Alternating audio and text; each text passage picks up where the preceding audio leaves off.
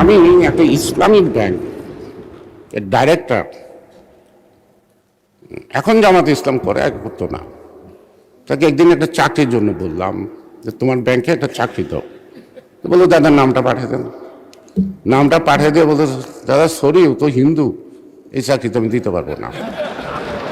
মাননীয় স্পিকার, ব্যাংকের নামের আগে যদি ইসলাম থাকে, সেখানে যদি মুসলিম ছাড়া অন্য ধর্মের লোক বাংলাদেশের চাকরি করতে না পারে, এটা যদি কোনো আইন হয়, তাহলে সেই আমি বলতে পারে আমি হিন্দু মানুষ, আমি মসজিদে যাইতে পারবো না বা মাদ্রাসায় যাইতে পারবো না, যা উচিত হবে না আমার, ঠিক আছে।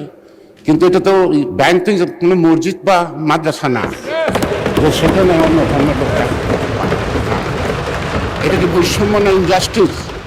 এটা কি মুসলমানের জন্য দেশ স্বাধীন হচ্ছে না? এটা সকল জাতি ধর্ম নির্বিশেষে এই ভৌগোলিক অঞ্চলে যারা জন্মগ্রহণ করছে তারা দেশ স্বাধীন করছে। আমি মাননীয় স্পিকার আপনার মাধ্যমে এটার ব্যাখ্যা আমি চাইব।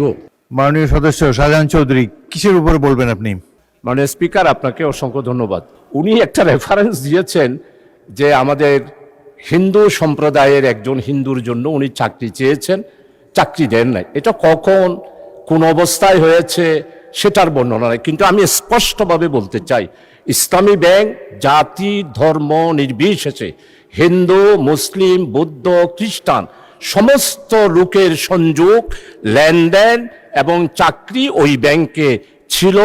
আপনারা খোঁজ নিলেই আমার সম্মানিত গয়েশ্বরচন্দ্র রায় বাবু, আমার নিজ এলাকা তো অনেক হিন্দু ইসলামী ব্যাংকে চাকরি করেছে। মাননীয় স্পিকার, এটাই আমার সংশোধনী।